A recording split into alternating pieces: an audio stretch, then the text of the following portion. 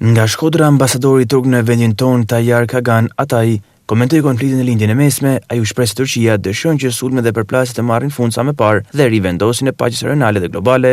Ambasadori Atay theksoi se Turqia është e gatshme të japë kontributin nevojshëm për krijimin e tryezës së paqes.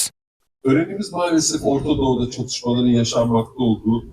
Ceremonia jonë për fat të keq përkon me një periudhë të vështirë gjatë së cilës në lindjen e mesme po zhvillohen konflikte.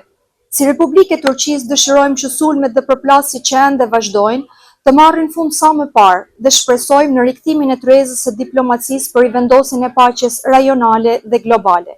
Siç është shprehur edhe presidenti ynë i nderuar, Turqia është e gatshme të japë kontributin e nevojshëm për krijimin e tryezës së paqes.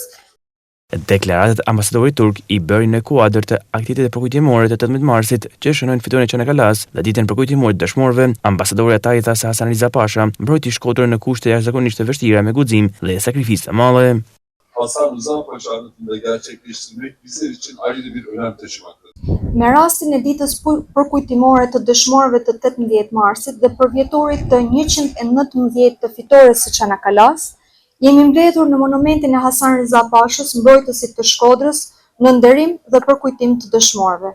Për ne ka një rëndësi të veçantë që këtë ceremoni ta zhvillojmë në monumentin e Hasan Riza Pashës, i cili është i vetmi monument turk në Shqipëri. Hasan Riza Pasha mbrojti Shkodrën në kushte jashtëzakonisht të vështira me një guxim dhe sakrificë të madhe. Është një emër që përmendet me respekt jo vetëm në historinë turke, por edhe në kujtesën e përbashkët të Shqipërisë. Me këtë rast e kujtojmë edhe një herë me nderim dhe mirënjohje.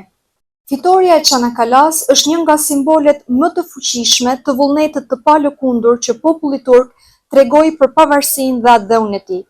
Kjo përpjekje e madhe i ka treguar gjithë botës se populli ynë në unitet dhe bashkim mund të përballojë çdo vështirësi.